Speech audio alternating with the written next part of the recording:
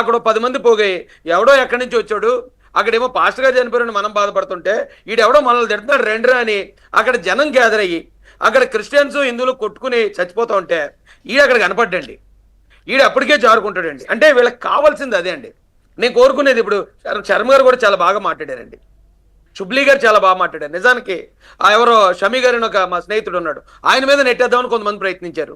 హిందువుల్ని చాలా మంది ఈ వీళ్ళండి ఇలాంటి పెయిడ్ ఆర్టిస్టులు తిట్టారు. అయినా కూడా పెద్ద మనసుతో మీరు సంయమనం పాటించినందుకు నేను మీకు హృదయపూర్వకంగా పాదాభివందనం తెలియజేస్తున్నానండి. దాంతోపాటు మీరు క్రైస్తవులను కూడా కొంచెం అబ్జర్వ్ చేస్తే ఇలాంటి మూర్ఖులు చాలా మంది వచ్చి రెచ్చగొట్టడం ప్రయత్నించారండి.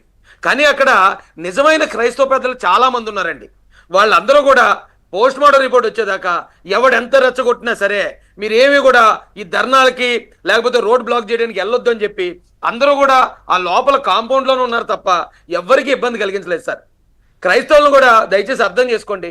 అక్కడ వాళ్ళు ఎవరు కూడా నిజానికి ఎవరిని తప్పుగా మాట్లాడలేదు. అయితే ఇప్పుడు ఇతని మాట్లాడంటే కొద్దిమంది ఇంటెన్షనల్గా కొన్ని మాటలు అక్కడి నుంచి పాస్ చేశారు సార్. ఏంటంటే ఈయన 11:42 చనిపోతే 1:30కి వాళ్ళ ఆఫీస్ ఫోన్కి ఫోన్ వెళ్ళింది, ఆ ఆఫీస్ డీటెయిల్స్ కావాలని, అది నా దగ్గర ఆధారం ఉందని ఒకడు మాట్లాడాడు.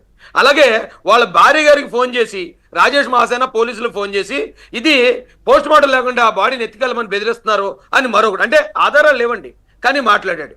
ఇంకొకటి వచ్చి ఈ విజయవాడ కావాలని రప్పించి మేము క్రైస్తవులు అని నమ్మించి గొంతు కోసారు, నా దగ్గర ఆధారాలు ఉన్నాయని మరొకడు. ఇలాంటి బలంగా చెప్పడంతో అమాయకమైన క్రైస్తవులు అరే ఇతను కూడా పలానా పాస్టర్ కదా, అతను చెప్పాడు ఆధారం ఉందని చెప్పాడంటే అది నిజమేమో, నిజంగానే చంపేశారేమో అనే ఒక ఆందోళనకి వెళ్ళి ఒకవేళ ఎవరైనా గనక అమాయకమైన అలాంటి క్రైస్తవులు తప్పు మాట్లాడితే వాళ్ళ తరపున కూడా నేను క్షమాపణ అడుగుతున్నానండి.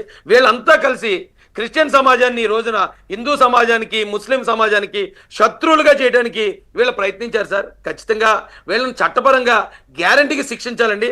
ఎందుకంటే ఆ కంప్లైంట్లు కూడా మేమే ఇస్తామండి అవసరం అయితే. రాజేష్ గారు, ఇది మతాలకు అతీతంగా సమాజంలో ఇలాంటి ఎలిమెంట్స్ ఏ మతం వాళ్ళైనా ఏ పార్టీ వాళ్ళైనా అనవసరం అండి. సమాజంలో ఇలాంటి ఎలిమెంట్స్ ఉండకూడదు. ఉంటే ఆ సౌభ్రాతృత్వము ఆ హార్మోని దెబ్బతింటుంది. ఇది మంచిది కాదు. ఎందుకంటే మెజార్టీలు ఉండొచ్చు, మైనార్టీలు ఉండొచ్చు, కానీ అందరూ కలిసి బతకాలి. రంజాన్ వస్తే వాళ్ళ ఇంటికి పిలిచి కీర్ ఇస్తారు, బిర్యానీ పెడతారు. ఇంకో పండుగ వస్తే వీళ్ళింటికి పిలిచి వీళ్ళు ఇచ్చేది వీళ్ళు పెడతారు. అందరూ కలిసి చేసుకుంటారు. అలాంటి దగ్గర ఇలాంటి వాళ్ళు కావాలని చిచ్చు పెడుతున్నారు. వీళ్ళ పట్ల చాలా అప్రమత్తంగా ఉండాలి. చాలా అంటే ఎంత అప్రమత్తంగా ఉండాలంటే అవసరమైతే కాలర్ పట్టుకుని తీసుకెళ్లి పోలీస్ స్టేషన్లో అప్పచెప్పాల్సిన అవసరం